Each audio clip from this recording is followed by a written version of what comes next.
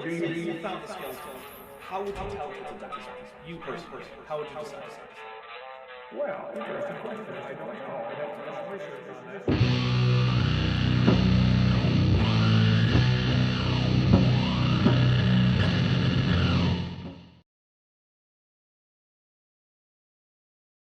All right. Well, hello. Hey, Burnbird. Hey, Stephanie Wilson. Yeah, sorry about the rapid typing. That was my fault. I forgot to mute my microphone. So we are here to do some constructed language stuff. So my plan is basically I'm going to make Mountain Dwarf as the main focus of this project. So right down here, right? But in case I ever want to go back and do some more stuff, I have made a handy little language family.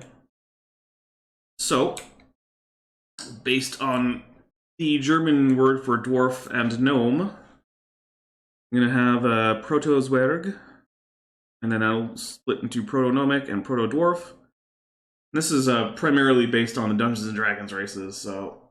yeah, so Dwarf will go... Daryl will split off first, then Dwergar will split off, then Mountain and Hill Dwarf will be closely related to each other. I'm thinking they'll probably be about as closely related to each other as, like, I don't know, like Norwegian and Faroese, or like English and Frisian, that kind of sort of thing. And then Proto-Gnomic will split to Deep Gnome, Rock Gnome, Forest Gnome. Deep Gnome will split off first. There you go. So when I finish, I will at least have Mountain Dwarf done, and then it'll be pretty easy to go back and do a Hill Dwarf. The only thing I need to do is make sure that I have enough changes in the language from one section to the next to make it reasonable that basically there's enough time has passed, and also to make it so that I can stick in splitting points for the language at different enough points that they actually become interestingly different. So that is the planning stage of language families. And let's take a look at our goals. So I think it's really important when you're setting out to make a language for whatever purpose that you have a goal. Because if you don't, then your language will just become either boring or a kitchen sink, where you just toss in any sort of neat thing that you've heard of. So I'm going to go through and explain why I have some of these goals. Sometimes the answer is just because I think it's cool, but it's helpful to have them explicitly stated up. So we got naturalistic. So this is going to be a language that, if you were simply presented with a grammar and dictionary, would not look obviously constructed, even though it is going to be constructive. There's going to be some non-concatenative morphology, which means that some of the words are not going to create, their morphology is not going to go by just adding prefixes and suffixes. There's going to be internal changes to the roots or infixation, things like that. Because, oh, hey, what's up, Duke? Sorry. Make your online handle and what you want me to call you the same thing. Anyway, so let's see. When you look at dwarf languages in fiction, or really just words, because very rarely is a full language made, they tend to have a lot of syllable clusters. So we're going to make sure that that is a thing that can happen. The other thing is, we're going to have a noun class hierarchy. So the language is going to have several genders, which are going to be grammatical genders. But probably none of them are going to be masculine or feminine. But there will be a hierarchy to them. And nouns will, by not necessarily grammatical necessity, but by very strong convention, will be listed in the sentence in the order of the hierarchy. Now, in order to make this not so ambiguous, I'm going to use some double verb marking. And let's see. That was because it's a feature that you see in... basically, I picked it up from Navajo. And it's one of the only things in Navajo that I'm going to port over because Navajo is really complicated and hard to figure out. So, but I still like that. So like in Navajo, words for people come first, then there's words for animate objects, then inanimate things, and then abstract things. And so typically in the sentence, you actually order the nouns in that order.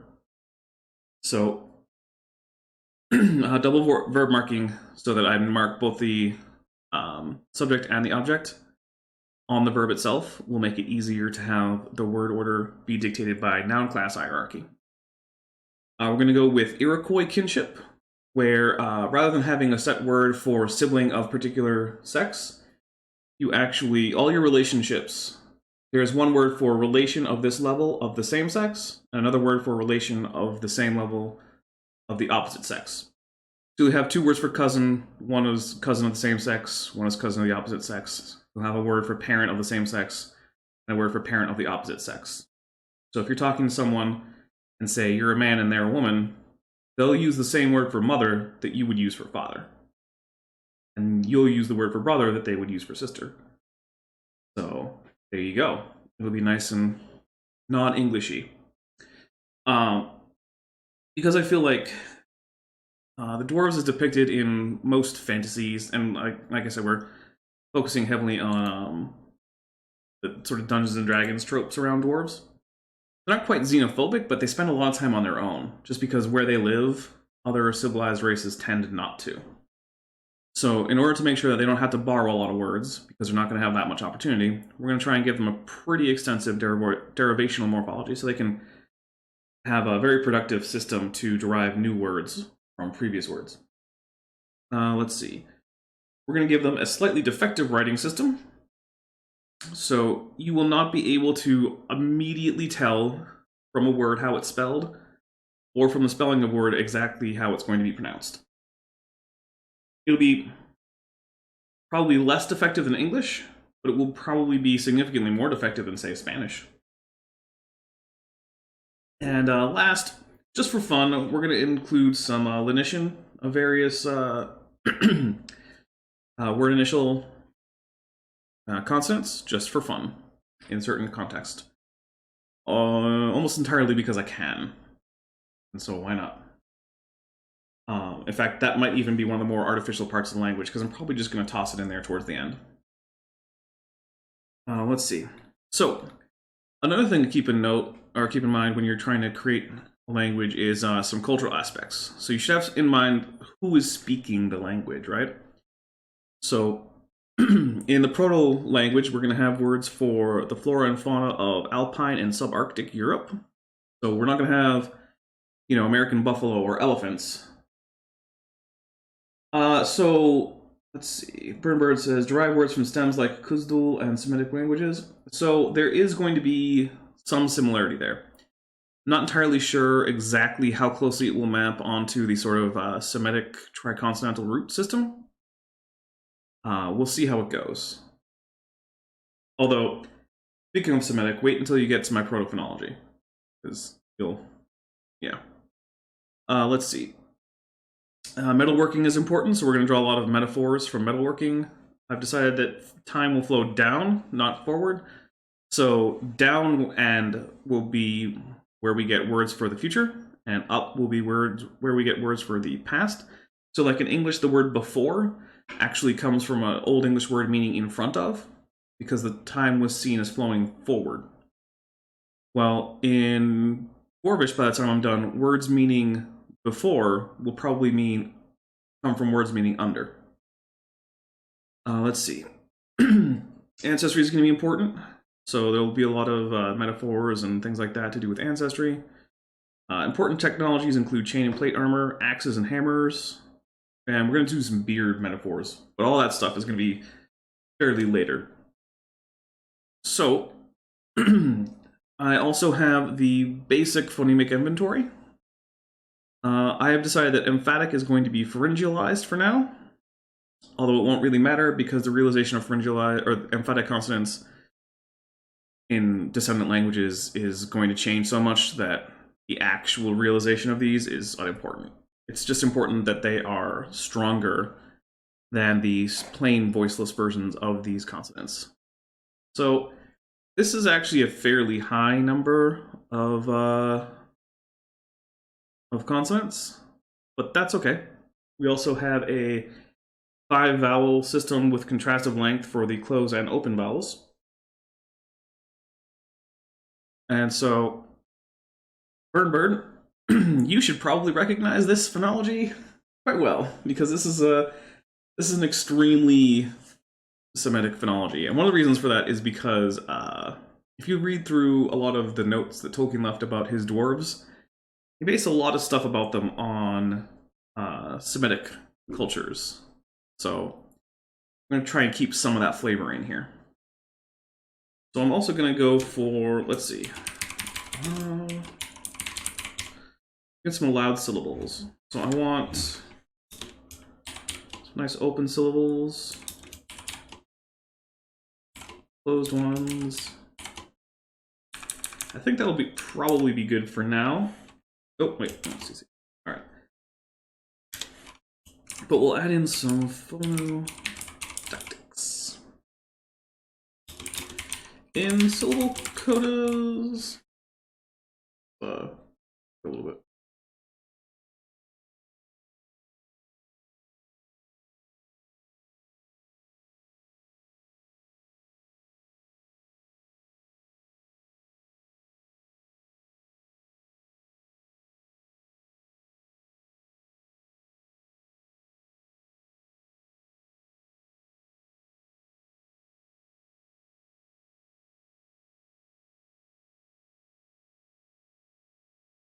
So there we go. So in the final syllable clusters, you can't have a stop followed by something else. And let's see. I'll add in one more quick rule.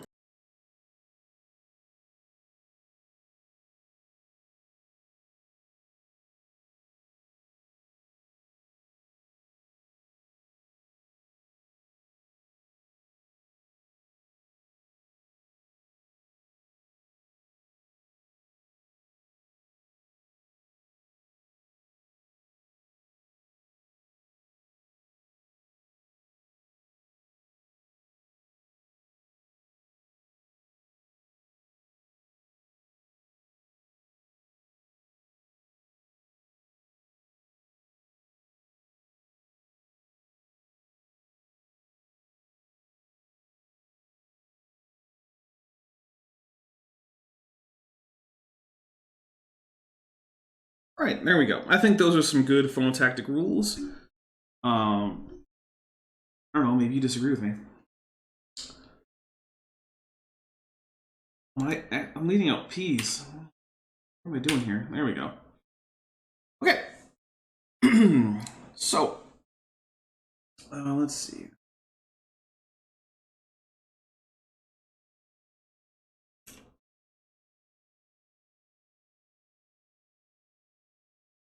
So that'll be our phonotactic rules and loud syllables for Proto-Dwarvish. So we can get some syllables like, let's. Oh, and by the way, I'm going to be lazy and just use a colon for long vowels because I can.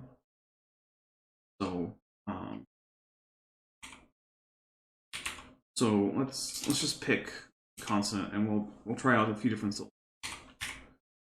So like ich is a valid syllable. Let's see. But then ich is a different syllable. And we can have a syllable like, that's a valid syllable, ticht. But let's see.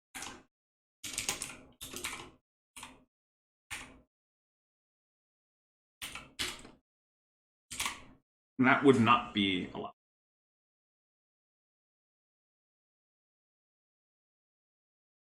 So that'll actually give us a pretty high number of syllables, and one of the things that means is that we probably will not have a syllabary stage for the language as far as the writing system goes.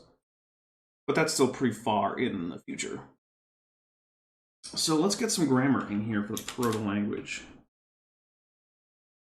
Let's see. What do you guys think? I'm thinking verb, subject, object to keep with some of that Semitic flair.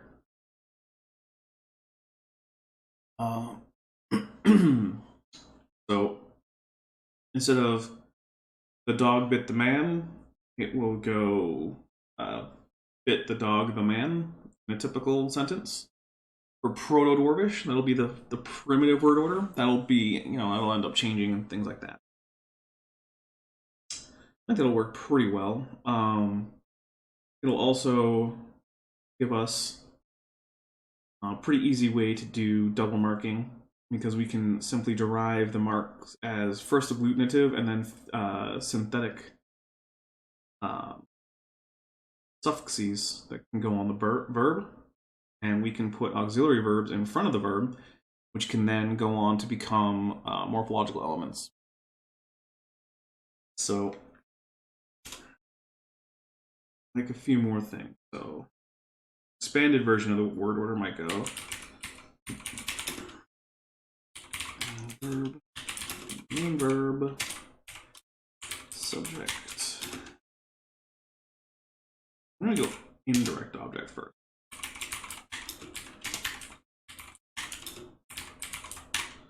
This is gonna be our default word order, and we'll put auxiliary verb. Can't spell because of course I can't. Let's see. Main verb, subject, object, object. Yeah, someone who's studying like Akkadian really like SOV. Well, so I've done some work in Hebrew and Arabic, and they really like VSO. So, but SOV is a good word order too. It's actually pretty close to one of the standard Latin word orders, because Latin had pretty free word order, but in just a generic sentence, SOV was actually pretty common. But it's entirely possible by the time that this language is finished, verb, subject, object will have changed. In fact, there might not even be a fixed word order. Let's see. So let's say this will be pretty head initial. So let's see. Okay. Now, move.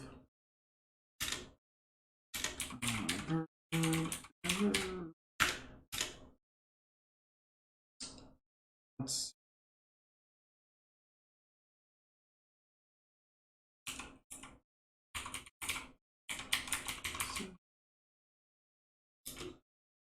Spell, sure, whatever. And then we will say post positions because I can. It was influenced by Sumerian. That makes sense. Yeah. Get the. I mean, Sumerian is such a weird language. It's this like really highly polysynthetic language isolate. Like, who knows where that comes from? I tried looking into some of the grammar and stuff, and in addition to the just really, really hard to crack writing system, it was just... It had a very, very complicated grammar that I'm probably figure out anytime soon. Oh, and so let's see. I have an exclusive.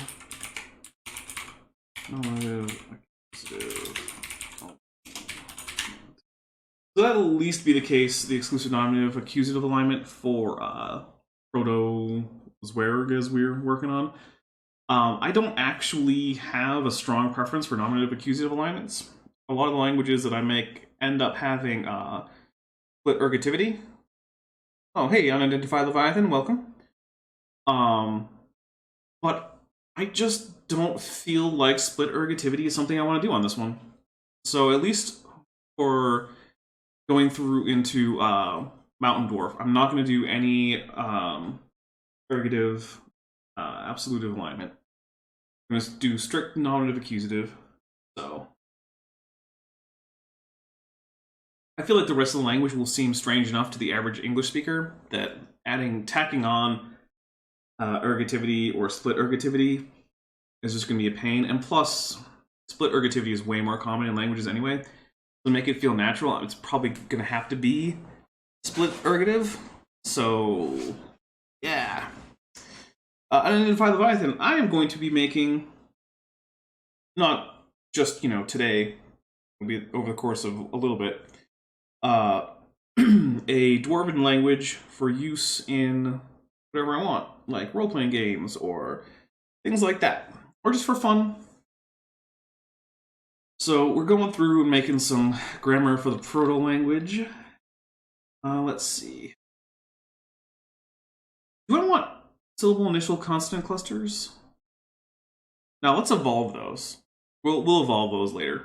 The Proto-Language will just have consonant vowel, consonant vowel, consonant, consonant vowel, consonant. So we can get up to 3 consonants in a row in a 2 consonant, or a 2 what do you call it? Syllable word. Yeah, that works for me. Okay, so let's get some basic words. So one thing that I like to sometimes do is, it's not always easy for me to figure out where I should get my roots.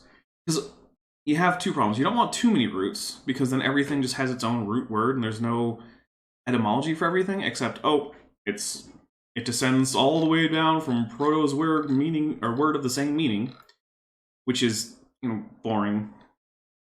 But on the other hand, if you have too few, then it's a lot of work later on in the language creation process to come up with any new words at all. Because you're frequently finding yourself racking your brain for some analogy or derivation that might work, and finding sometimes that, oh, I just can't think of one, I guess I'll have to make a new root, and then you go back and you make a root.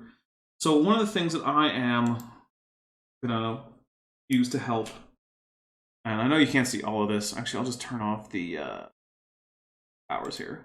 They're just there for fun. So this is the basic English word list. So basic English is a version of English that is sometimes used to facilitate writing on the internet, and it is an extremely reduced version of English with a lot less complicated grammar and simplified lexicon. The lexicon is the biggest difference. Other than that, all of the grammar is basically sort of an informal version of English grammar. So, and it has this basic English vocabulary with 850 words. It's basically, if you know these 850 words, you will be able to know pretty much any, you'll be able to understand pretty much any text written in basic English, except where those texts have to use technical terms. So let's get some verbs. Some verbs will be nice. So let's see. Let's just copy a bunch of, and just get to here. And we're going to make a few changes here and there. Oh, that's the wrong. Is the wrong. Oh, yeah, there's one. We'll bring them back to towers because I like the towers. Okay. So.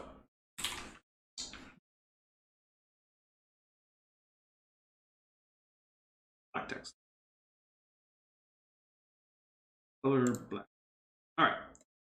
So we're gonna modify this formatting a little bit. Oop, there we go. Oh, I left the spaces in here. Whoops. And to make things complicated, we're also gonna split B apart. So there's gonna be a active and stative version of B. So.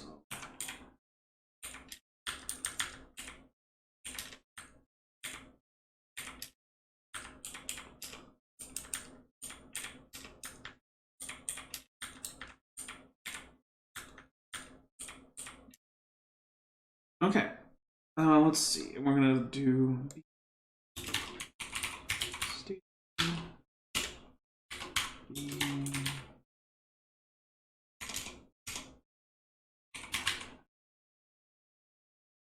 I don't even remember what the term is here. So give me 1 second while I look. Because yeah, I can't remember all this thing. Not necessarily Lord of the Rings. I mean, Tolkien made up his own Dwarven language, but we have almost no notes on it. All we have are some isolated phrases and translations for them, and it's not nearly enough to turn that into a language that anyone can actually use in any meaningful sense. Basically, we know what a few words are. We don't know how to put together any real new sentences in Tolkien's Dwarven. So, give me 1 second.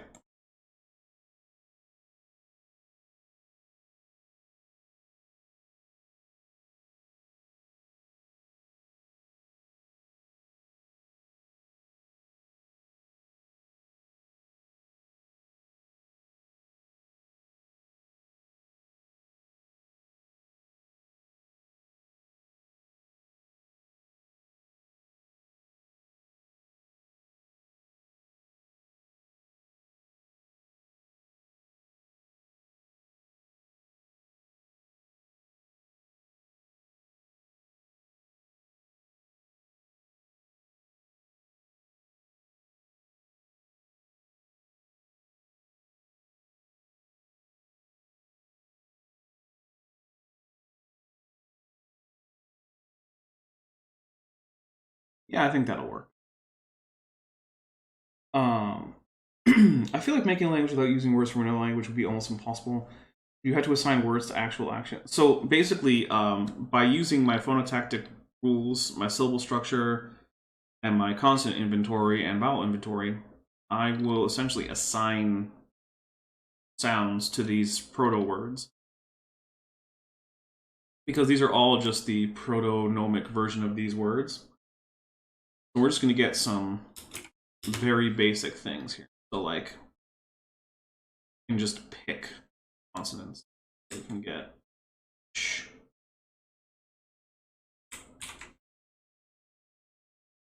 And get a oo. And then why not? Let's add an so now the proto-language word for come just is schult. Schult. Why? I don't know. Just because. Why not?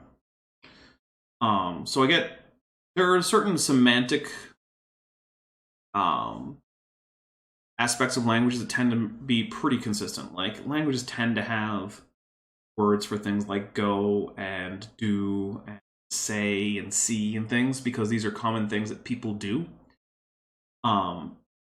But the translation itself, I mean, what actually ends up being this proto word doesn't matter. So, I mean, let's get a nice hein in here, just cause. Let's see.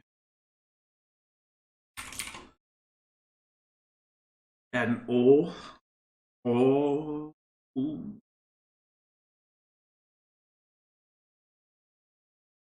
Why not? Ooh, that's not what I meant. Hold. It'll be it. Hold. Get.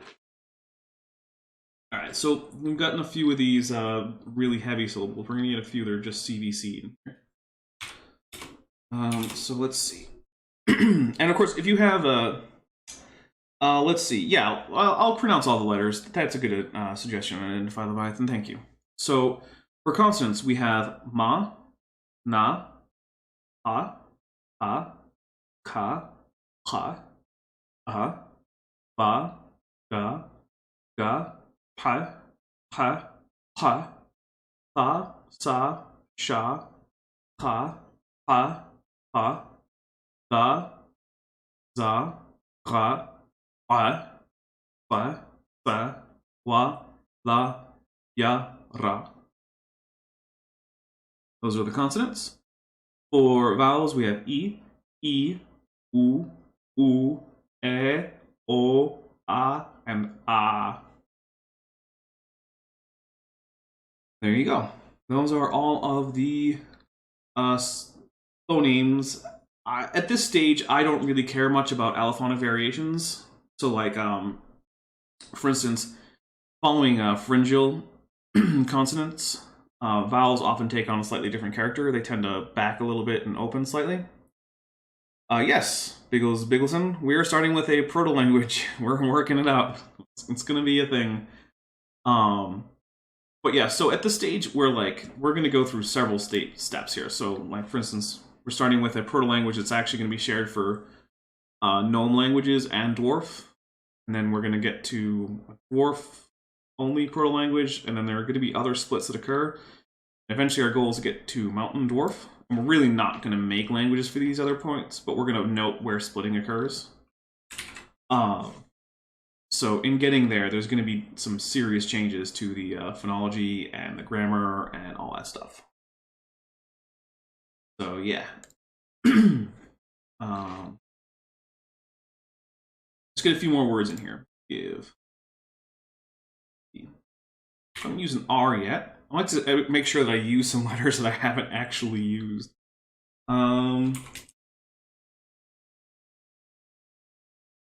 Let's see. Also, if anyone has any words that they would like to see mean something, you can make a suggestion. I can't guarantee that I will take your suggestion, but I also can't guarantee that I won't. So, you know, we haven't had any emphatic consonants, so let's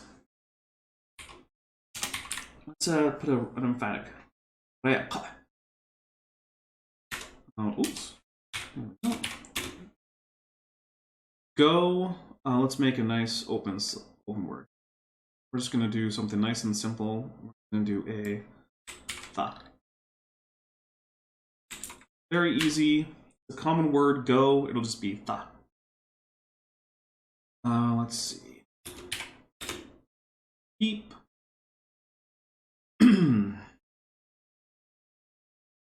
Set up some more complicated vowels here by going y. Okay. And let's allow. Let's get a two-syllable word here. So let's start with a nice open syllable. We'll get a nice, let's see, U. And then we'll get a, what I should do is I should get a six-sided die so I can randomly determine what kind of syllable I'm going to use. So here we go. What's our second syllable going to be? All right, another open one. We have not used ra, so let's get ra in there. And then have I used every vowel yet? Well, every vowel quality. Ooh, yeah. O, E. I haven't used E. Yuri. There you go. Let. Yuri. Nice. That was a nice word there. We're gonna work on stress later. Let me just get some syllables in here for some basic words. We're gonna add in some basic nouns so that way I can actually make some basic sentences. Because until you can make some sentences, all this is very abstract and it's hard to actually see how it's going to work. So after I get some basic words, make some very simple, just declarative sentences, then we can do some stuff like, where do I want stress? Where do I want... Yeah, and basically stress is going to be the big thing we do. And then I'm probably not even going to make a romanization system for the Proto-Language, just because I'm not really going to write it. It's really just there for my purposes for derivation, so yeah. Let's see. Okay, how many syllables are we going to do? We're going to have a 1 through 3. I'm going to do two syllables. The first one, we're going to make it a nice, big, heavy CVCC. Okay, so let's say we start with M.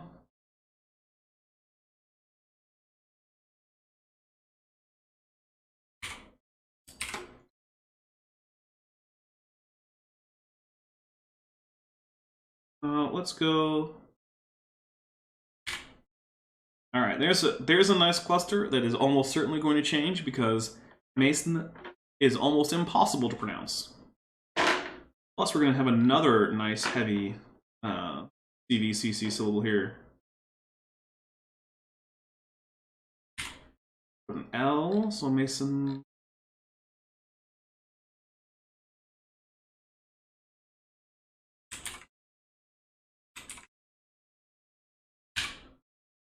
Masonashk. Yeah, that'll be easy to pronounce. Oh, unidentified Leviathan. Don't worry, I won't go anywhere for a little bit. The most I'll do is I believe Legs is stopping by because he is in the area and he checked out of his old hotel and can't check into his new hotel. So Legs will come by and I'll answer the door, let him in, tell him to be quiet. Let's see. How many syllables we want? Let's get 2 syllables. First one, CBC. So let's get a W yet. Let's see.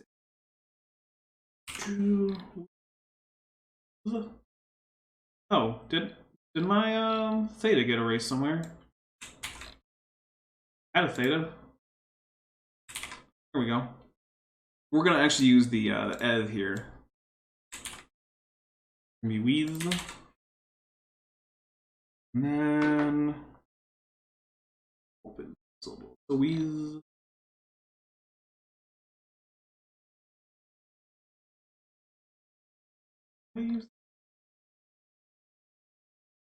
It up with there.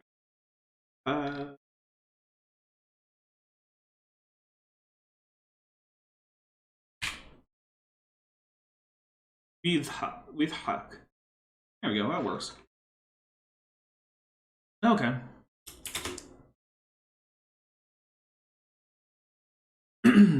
Let's see. Seam. We'll get just 1 syllable, and we'll make it CBC. So we haven't used. So we'll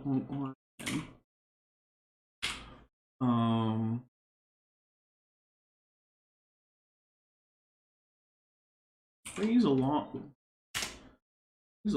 U yet? I keep capitalizing it for no reason. So let's see. Haven't we? I'm gonna actually just say no word final H, because 8 word final H. No word final H. There you go. Just stop doing it. Don't do it. No word final H. Anyway, what haven't I used? I believe I've just used the plain old Oh, hey, that sounds a little bit like the Arabic word for market. Alright, take. Oh, sorry about that. Let's do 1 syllable, and it will be CPC. Well, let's see. I'm going to start actually just going through the syllable list to make sure that, or the consonant list to make sure I get them all. So, yeah, whatever. Mean works. Let's see.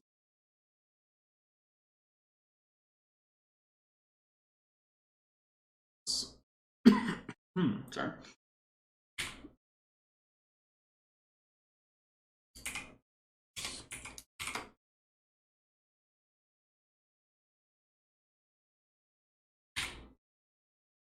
Nisk. That'll work. Be conditional will be. Let's see.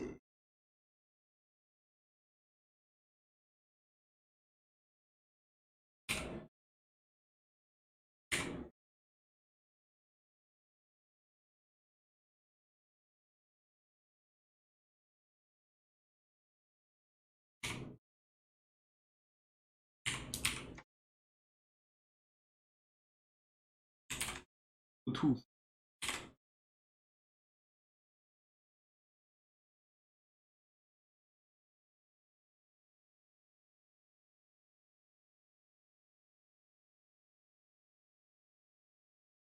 Let's see what else we do.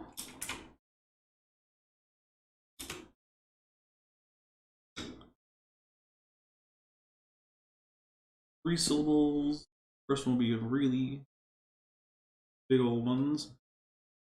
We'll get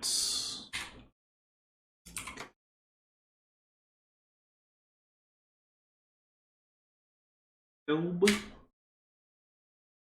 Set this up for a diphthong later. There must be some way to figure out an entire language by one word.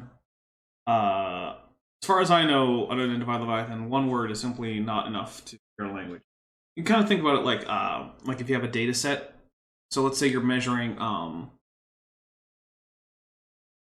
you're gonna measure how hard does something hit the ground, like you have a weight, you know how much it weighs. How is it gonna hit the ground? You drop it from different heights. Now you could calculate it, but let's say you want to see what the trend is, because you're doing this like in physics class to like rederive how gravity works. And so you want to know, like, does it go up exponentially or does it go up linearly? The force that it hits the ground with, I can tell you for a fact it's going to be exponential. But if you drop it once, well, that doesn't really tell you what it's going to do if you drop it from a different height. Let's say you drop it from a different height. Well, now you got two, but that could be a line or it could be exponential. You don't really know. So you drop it from a bunch of other heights, and then eventually you'll get a data set that will start to approximate a parabola.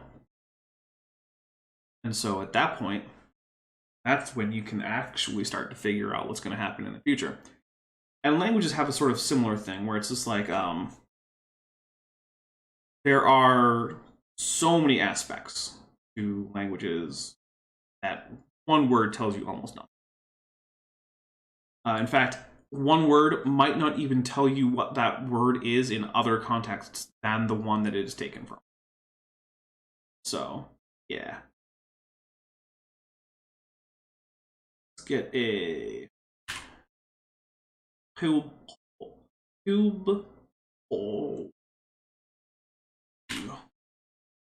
And you know what? I don't really want to make the word for do have 3 syllables, even though that's what I sort of randomly determined, because it's such a common word.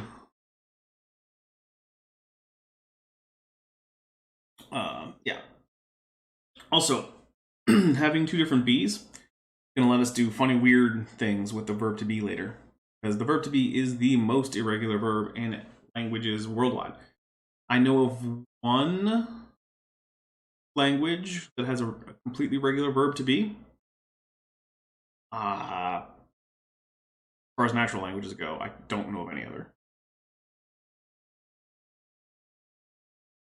And one of the reasons Unidentified Leviathan you can tell that you can't just tell an entire language from a single word is because I'm making these words, but nothing about them is informing me as to what the next word should be, because it can be anything. Like, for instance, if the word for take is mean, that doesn't actually give you any information at all about the word for go, which happens to be tha. So, yeah. Let's see. Could a be in here?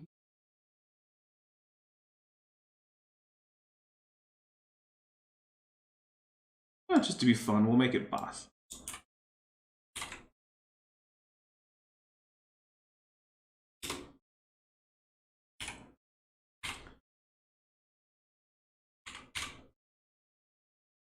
Yep, I just made that one up. Oops. You know where that's from, or why I use that one? You know more than most people do. I know that for Hunnic we have like one word for an alcoholic beverage, and that's about it, aside from names.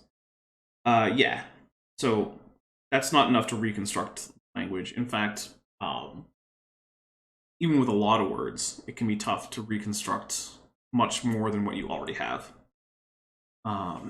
It actually takes a pretty extensive corpus to be able to take just text in a language with their translations and then do things like make new sentences that aren't in there, except for ones that are just trivially easy. Oh, hey, Biggles Biggleson, thank you for subscribing. You subscribed just 32 minutes ago. By the way, this is not my main channel, so if you'd like, you can search for the Dapper Dino channel. Not the green one, the brown one. The green one does coding tutorials, I do not. But thank you very much, I really appreciate that. This is my off-topic channel. It's primarily all the random stuff that I don't feel like fits on my main channel. So like language creation, gaming, art, and excuse me, that is a knock on the door. So please give me just a second and I will be back.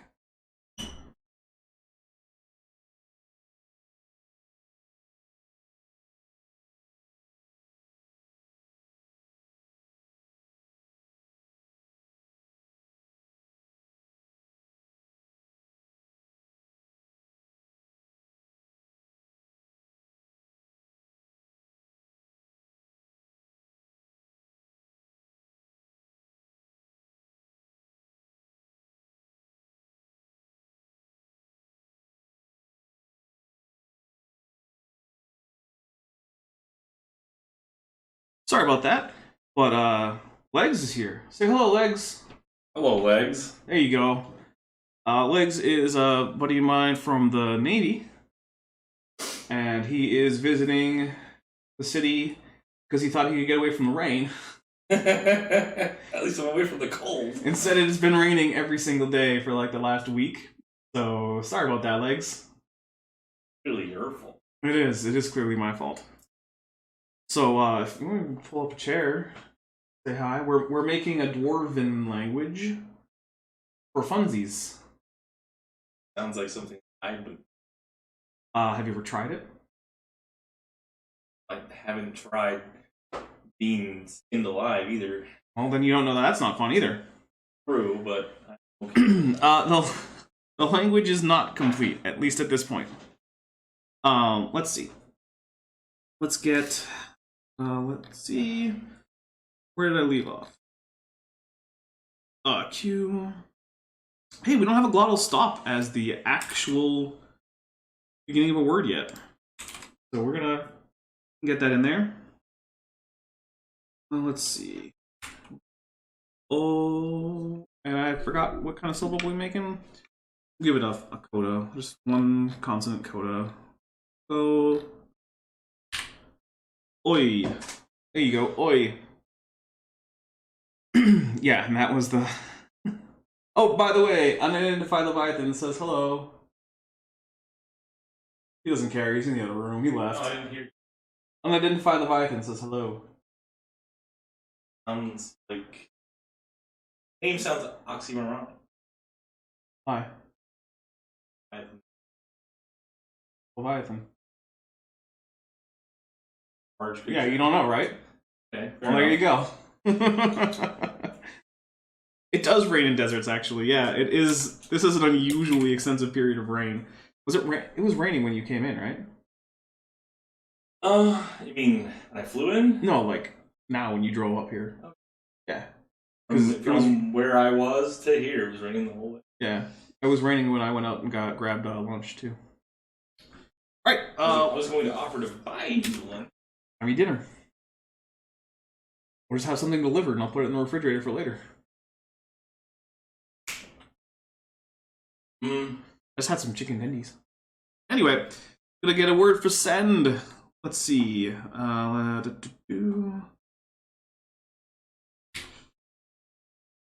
Something with an aha. What vowel should I use? It's called Silic. What vowel should I use? Recognize those symbols. Do you not recognize those symbols? As in the context of this language. Just pick one. Doesn't matter. Like you're not gonna choose wrong. I guarantee it. Okay, let's go with I. Which one? I don't. Difference. One has a little colon looking thing after it. I thought that was. No. What's the colon symbol? Double length. Give me an example to distinguish those two then? First one is E, the second one is E. English doesn't use much contrastive length, so it's hard for you to figure it out. Trust me. E and E are different. Okay. What about the I sound? There isn't one. It hasn't arisen? Arisen? Yeah, arisen. It hasn't arisen. Rose? No, that's the past tense. I'm using the past participle, you idiot! Fair enough. Well, which one? The single. Okay, there we go. And then we need a final consonant, and I'm gonna go with a W. Q. That's a good word. And we're gonna get May. Whoops. What am I doing here? May. That's gonna be a nice big old thing here. Let's get a with a Z, and we're gonna get an Zurd. Oop, no. D, there we go. Zurd. Let's see. Alright, let's just get, like, 2 nouns. We don't really need very many nouns. So, let's see. To make it easy, we're actually just going to use a man and a dog. Just because you can use a lot of those words for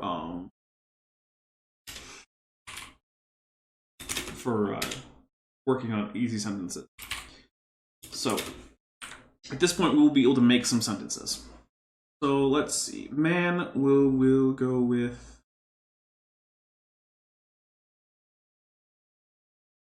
Let's see.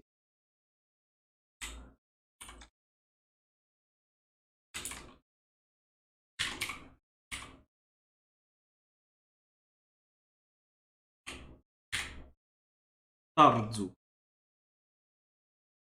And for fun, dog's gonna be kalb. If you recognize that, once again, good job. Okay, so if we wanted to say that, let's see. The dog sees the man, and we're not going to worry about the right now. We're just going to assume that the language currently doesn't have any definite articles. Definitely going to get some, but it doesn't have any right now. So if we go, let's see. So the dog sees the man. So where did C go? Oh, there it is. So that's oi. Oops. No. Oi.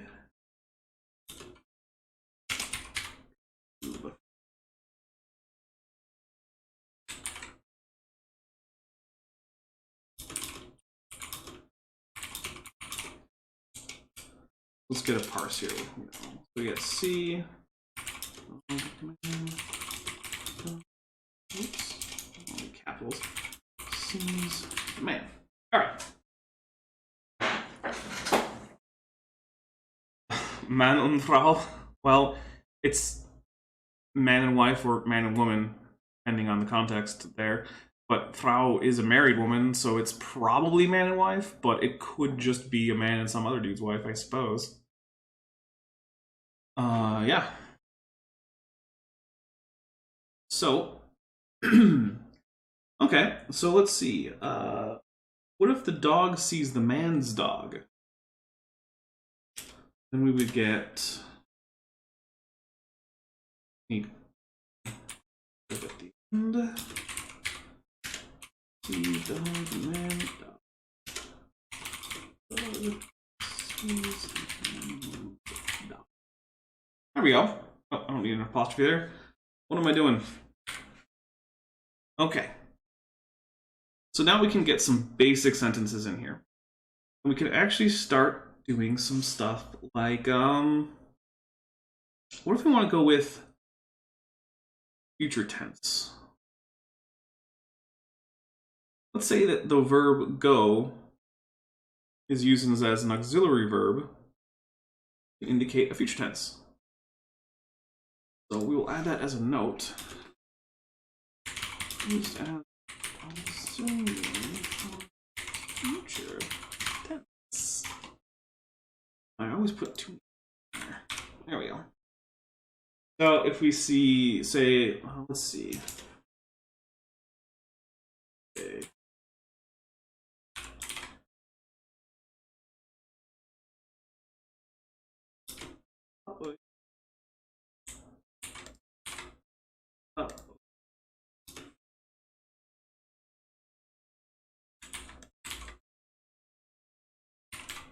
Let's go see man dog, and we'll see the dog. So there we go. So Caleb means dog in Hebrew. No, I believe it does, and Caleb is literally just Arabic for dog. In fact, if I go to like Google Translate,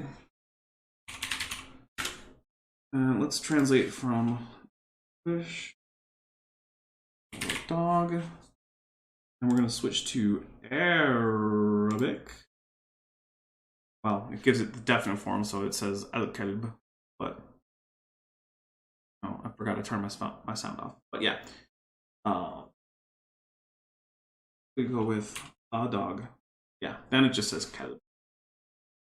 There you go. Oh, I forgot. I'm going to turn off the towers. A dog, kalb.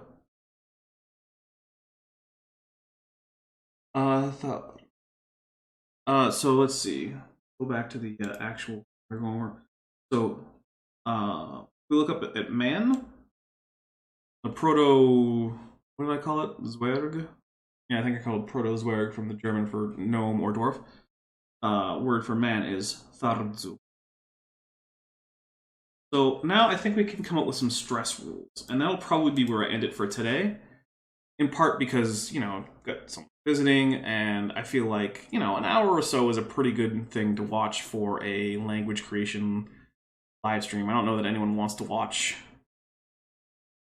5 hours of me making up words and stuff. And between this and the next live stream for the same language, I will have come up with a few more root words and have more interesting sentences. And the next live stream will go into some sound changes that come from getting from Proto-Zwerg to Proto-Dwarf. We'll actually be getting into the dwarf specific section here. So that's where I want to be. All right, so let's get some stress rules. So let's see.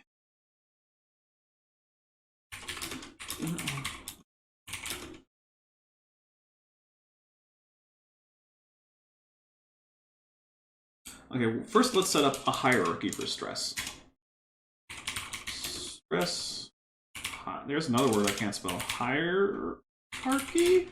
I did it! Anyway, so we'll say CV, CC, C, C.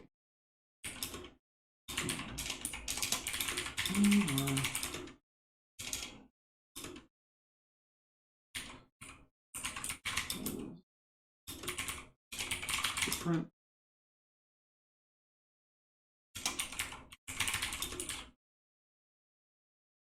Mute this so you don't have to hear me furiously typing.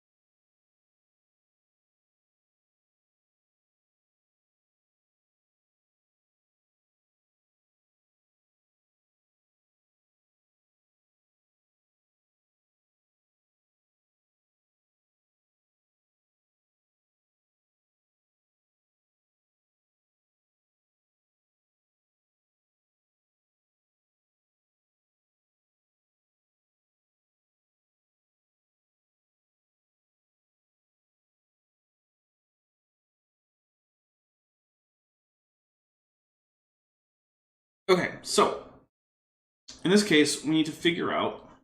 So single. Let's see.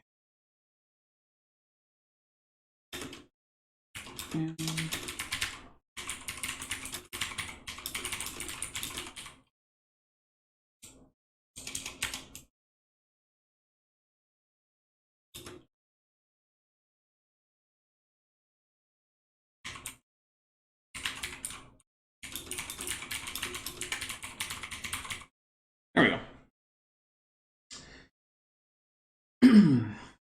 Okay, so let's find a word with so Messenlashk. That would make the first one Mason. It would be Messenlashk. Let's see. But so Kelbhol, because Kelb is higher in the stress hierarchy, CBCC, than